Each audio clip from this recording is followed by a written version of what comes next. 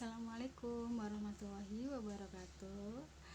Selamat bergabung lagi dengan kelas seni budaya bersama saya, Bu Elvinda Yusnia Martiasari.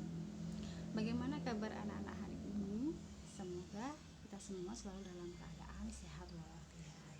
Dan jangan lupa untuk tetap menjaga protokol kesehatan dimanapun kita berada.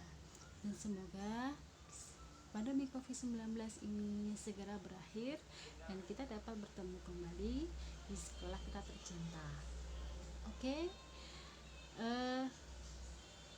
Sebelum kita membahas tentang materi kita kali ini, sebelumnya Bu Vinda akan mengulas kembali materi yang sebelumnya telah Bu Vinda sampaikan di video minggu yang lalu. Jadi pada video minggu yang lalu kita membahas tentang seni lukis, ya, dimana seni lukis itu ternyata memiliki beberapa aliran-aliran yang menjadi ciri khas dari lukisan tersebut. Jadi tidak hanya pakaian saja yang memiliki corak atau gaya yang berbeda-beda, tetapi lukisan itu juga memiliki corak atau gaya yang berbeda-beda pula. Dan setiap seniman itu pasti memiliki corak yang berbeda dari seniman yang lainnya. Nah, corak atau gaya itu disesuaikan dengan keinginan dari seniman itu sendiri. Jadi tidak bisa dipaksakan bahwa seniman A harus beraliran realisme misalkan, tidak bisa. Jadi kepemilihan aliran itu berdasarkan dari keinginan dari seniman itu sendiri. Oke, pada materi kita kali ini kita akan membahas tentang aliran-aliran dalam seni lukis. Kita akan bahas satu persatu. Nah, sebelumnya tujuan pembelajaran pada materi kita kali ini adalah satu, mengelompokkan beberapa jenis lukisan berdasarkan tema-tema tertentu. Yang kedua, mengidentifikasi berbagai aliran karya lukis. Oke, mari kita amati lukisan berikut ini. Ada dua lukisan, ya, masing-masing merupakan lukisan manusia, ya. Tetapi, nah, kalau kita amati lebih cermat lagi, mungkin ada perbedaan dari kedua lukisan tersebut, atau mungkin juga tidak ada perbedaan sama sekali, atau bisa dibilang sama. Nah, tugas kamu adalah mencermati kedua lukisan tersebut. Adakah perbedaannya? Jika ada, maka tulislah di buku tulis kalian masing-masing. Jika tidak, maka tulislah tidak ada. Oke? Tapi sebelumnya kalian harus amati dulu kedua lukisan tersebut. Kira-kira mana perbedaannya atau mana kesamaan dari kedua lukisan tersebut. Oke. Setelah itu kita akan menuju ke materi berikutnya. Nah, yang perlu kalian ketahui itu adalah apa aliran atau gaya itu sebenarnya. Nah, aliran atau gaya itu bisa disebut sebagai ciri khas. Nah, ciri khas dalam melukis atau teknik yang ada dalam melukis. Jadi setiap kamu melukis itu pasti nanti ada ciri khas. Setiap individu pasti memiliki ciri khas atau teknik dalam melukis. Itu pasti. Nah, ada dua macam aliran dalam seni lukis yang harus kalian ketahui, yaitu representatif dan non representatif, ya. Ingat, representatif dan non representatif. Oke. Nah, kita akan bahas yang pertama dulu, yaitu representatif. Jadi representatif itu perwujudan gaya seni rupa yang menggunakan keadaan nyata pada kehidupan masyarakat atau pada alam. Jadi gambarnya itu sama dengan apa yang kita lihat di alam atau apa yang terjadi pada kehidupan masyarakat. itu namanya representatif. Nah, salah satu contoh aliran atau gaya representatif itu adalah naturalisme. Saya yakin sebelumnya mungkin kalian juga sudah pernah mendengar yang namanya naturalisme.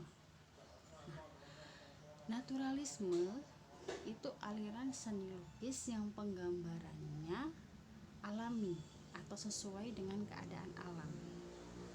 Nah, kalian bisa lihat contoh lukisan yang ada pada video ini.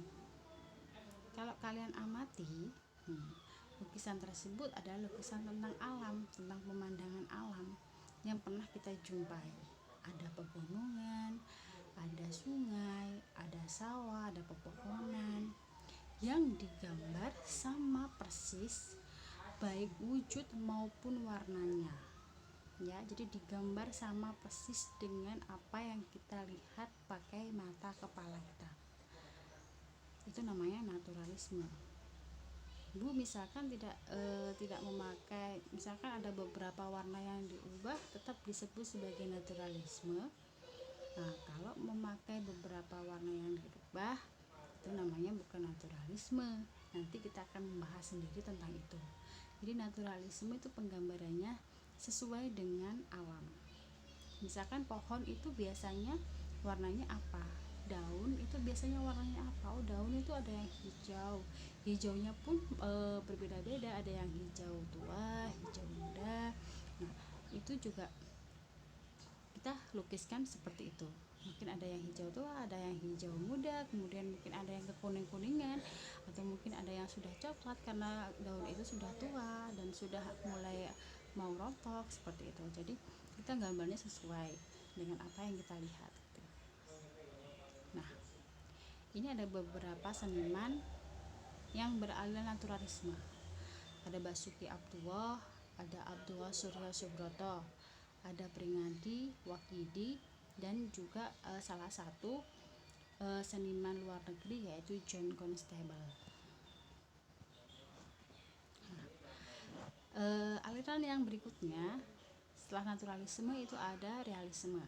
Nah, saya yakin juga teman-teman atau anak-anak juga pernah mendengar yang namanya realisme ya. Jadi realisme itu sebenarnya hampir sama dengan naturalisme, yaitu penggambarannya itu sesuai dengan apa yang ada di alam. Hanya saja kalau realisme itu disesuaikan dengan kenyataan hidup. Ya, jadi kalau realisme sesuai dengan kenyataan hidup. Jadi kalau naturalisme itu lebih ke alam, kalau realisme itu lebih kepada kenyataan. Jadi misalkan kegiatan orang sedang belanja di pasar ataupun sedang memanen padi di sawah begitu, atau mungkin anak-anak sedang bermain, atau mungkin lukisan-lukisan para petinggi negara, lukisan Insinyur Soekarno, lukisan Bapak Jokowi dan lain sebagainya, tokoh-tokoh yang mungkin terkenal. Nah, kalau realisme itu penggambarannya itu tidak mengurangi atau menambah objek, jadi sama persis dengan apa yang kita lihat dan juga sesuai dengan kenyataannya begitu. Jadi sesuai dengan kenyataannya, itu namanya realisme. Dan biasanya kalau aliran realisme itu penggambarannya itu lebih kepada objek-objek manusia, binatang seperti itu. Tapi kalau naturalisme itu lebih pada alam atau lingkungan, itu namanya naturalisme. Jadi kira-kira kalian bisa membedakan ya mana yang realisme, mana yang naturalisme. Nah, lukisan yang ada pada video ini merupakan salah satu lukisan dari maestro lukis Indonesia, di mana ini adalah lukisan dari Basuki Abdullah dengan judul lukisan Kakak dan Adik. Nah, yang pastinya ini ada cerita-cerita yang menarik dari lukisan tersebut. Nah, ini merupakan seniman dari realisme. Ada Basuki Abdullah, ada S. Sujojono, ada Duoh, ada Tarmizi, dan juga ada Gustave Courbet, salah satu seniman luar negeri. Oke, selanjutnya ada romantisme. Nah, romantis ini mungkin kalau kita mengenal itu berkaitan dengan sesuatu hal yang membahagiakan begitu ya. Nah, tapi di seni lukis, aliran romantisme ini sifatnya romantis juga. Jadi mungkin kisah-kisah percintaan, atau mungkin ada peristiwa-peristiwa yang dahsyat dan dramatis. Mungkin bisa juga peristiwa peperangan, atau seperti yang kamu lihat pada lukisan video tersebut, itu videonya sangat lukisannya tuh sangat mencekam ya, mengerikan. Di situ ada seorang manusia dan juga kuda yang berusaha untuk dimakan oleh singa. Jadi ini seolah-olah kayak pertarungan seperti itu. Nah, itu juga termasuk ke dalam aliran romantis. Nah, jadi kisah-kisah atau peristiwa yang dramatis, kemudian kisah-kisah yang dahsyat, ya seperti tadi saya katakan, bisa peperangan atau dan lain sebagainya, perburuan atau dan lain sebagainya. Kemudian bisa juga tentang cerita-cerita yang romantis, mungkin cerita Romeo dan Juliet dan lain sebagainya gitu. Nah, lukisan yang tadi kita tampilkan itu adalah lukisan dari salah satu seniman terbaik di Indonesia, yaitu lukisan Raden Saleh yang berjudul Antara Hidup dan Mati. Jadi lukisannya itu memang antara hidup dan mati ya. Jadi itu mengisahkan tentang perjuangan dari seseorang untuk bertahan hidup dari serangan singa. Ada juga seniman dari Francisco Goya dan juga dari Turner. Selanjutnya setelah naturalis, realis, setelah romantis, ada ekspresionisme. Nah, dari namanya saja ekspresi itu berarti kan berkaitan dengan diri sendiri, berkaitan dengan jiwa ya, emosi gitu ya. Jadi aliran ekspresionisme itu menonjolkan ungkapan jiwa dari seniman. Jadi kita berkeinginan menggambar seperti apa gitu. Jadi aliran ekspresionisme ini tidak terpaku pada unsur-unsur yang formal. Beda dengan naturalisme dan realisme yang harus menyerupai wujud atau kenyataan yang sebenarnya di kehidupan nyata begitu. Kalau ekspresionisme tidak. Jadi penggambaran pada ekspresionisme ini sudah mengalami perubahan, baik wujudnya maupun warnanya, atau mengalami distorsi, stilisasi maupun deformasi. Jadi misalkan kita ingin menggambar sebuah bunga mawar, yang biasanya bunga mawar itu mungkin warnanya merah, maka kita bisa pakai atau kita bisa ubah bunga mawar itu mungkin warnanya coklat mungkin saja, atau bunga mawar itu mungkin kita ganti dengan warna-warna yang kita gradasi, mungkin ada warna hijau campur kuning gitu ya. Kemudian daun, daun itu mungkin sebagian besar daun itu berwarna hijau, mungkin nanti kita akan rubah dengan daun itu berwarna ungu atau biru ya. Bentuknya pun juga mungkin ada sedikit perubahan. Nah, seperti pada lukisan yang ada pada video itu, kalau kita lihat secara sepintas itu adalah lukisan wajah manusia, sepertinya itu wajah seorang kakek begitu ya. Tapi kalau kita cermati, maka setiap unsur-unsur yang ada pada lukisan itu sudah mengalami perubahan ya, tidak detail, istilahnya tidak mendetail. Jadi coret-coret begitu, hampir seperti coret mencoret, tapi tetap terlihat bentuk matanya, hidungnya, bibirnya, rambutnya, kemudian pewarnaannya pun juga sudah mengalami perubahan ya. Kalau biasanya warna kulit manusia itu cenderung rata, jadi misalkan sawo matang ataupun kuning langsat, kalau warna pada lukisan itu sudah mengalami perubahan. Jadi di situ ada campuran warna merah, ada campuran warna hitam, putih, dan lain sebagainya.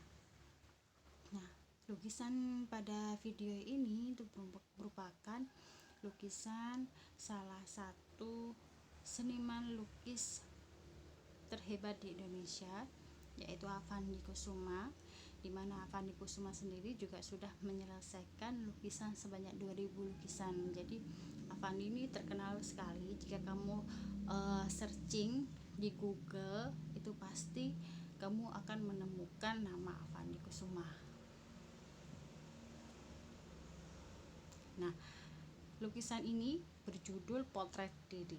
Jadi kamu bisa lihat di internet ya, Potret Diri. Avandi ini juga memiliki seorang anak, di mana anak dari Avandi itu disebut sebagai Kartika Avandi, namanya Kartika Avandi. Jadi aliran-aliran ekspresionisme ini salah satu tokohnya adalah Avandi, Kartika Avandi juga ya. Selanjutnya itu adalah impresionisme. Nah, ada ekspresionisme, ada impresionisme. Jadi hampir sama namanya, tapi pengertiannya berbeda ya anak-anak ya. Kalau impresionisme itu penggambarannya lebih ke spontan.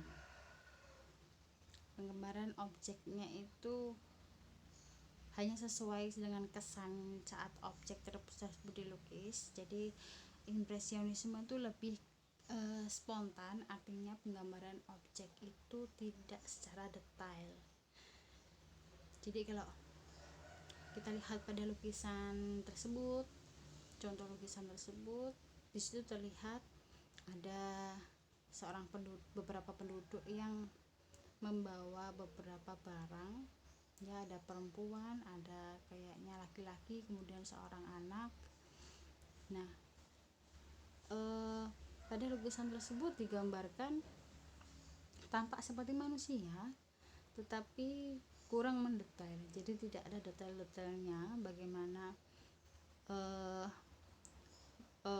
wujud dari hidungnya mungkin, atau bagaimana motif dari baju tersebut, bagaimana motif dari jarit yang dipakai, apakah ada yang lubang, apa warnanya, ada yang tidak sama warnanya, apakah coklat seperti yang kita lihat dari jauh gitu.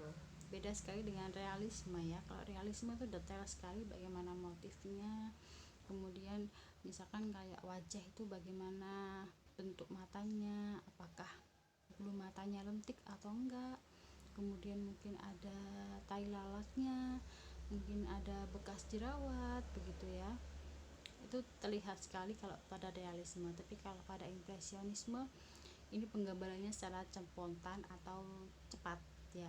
Impresionisme itu cepat, jadi kurang memperhatikan setiap detail, itu namanya impresionisme. Nah, seperti pada lukisan ini merupakan lukisan dari S. Sujojono yang bertemakan mengungsi. Nah, jadi lukisan ini tuh merupakan salah satu lukisan koleksi dari Istana Kepresidenan ya. Nah, ini senimannya adalah S. Sujojono, kemudian ada seniman luar negeri yaitu Claude Monet. Nah, oke. Sampai di sini materi yang bisa saya berikan. Kita tarik kesimpulan bersama-sama ya. Jadi aliran-aliran dalam seni rupa itu bisa dikelompokkan menjadi dua, representatif dan non representatif.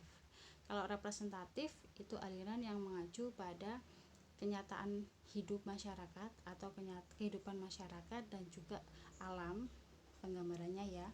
Kemudian representatif sendiri itu ada beberapa macam aliran ya, salah satunya adalah naturalisme, yaitu penggambaran alam.